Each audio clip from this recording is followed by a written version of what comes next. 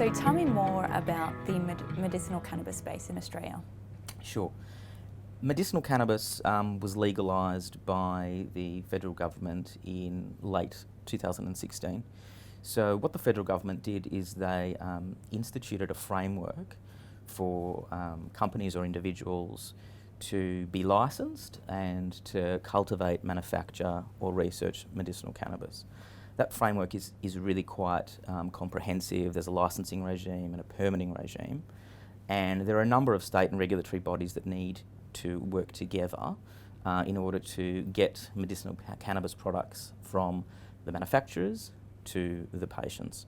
So, you know, it's only been legal in Australia for a relatively short period of time. I think there are approximately 6,000 patients who are accessing medicinal cannabis products legally, which is a pretty small amount.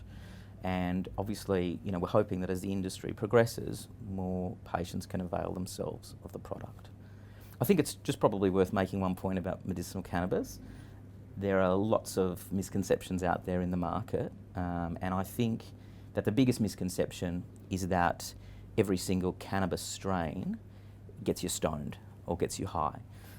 That's not actually the case. The strain of cannabis that has that effect, THC, can be removed from the plant. So many patients are accessing low THC products, and you know, they don't have any sort of stoned or high effects at all. And that's why we see a lot of young people and also elderly people having great success with these products.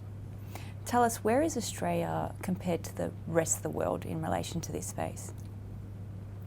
It's a good question. I think there's a perception that Australia is quite progressive when it comes to medicinal cannabis, and in relation to other countries that have legalised its use, we're pretty far behind.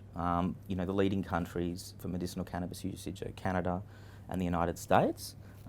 Israel has made a lot of progress, and also some countries in South America.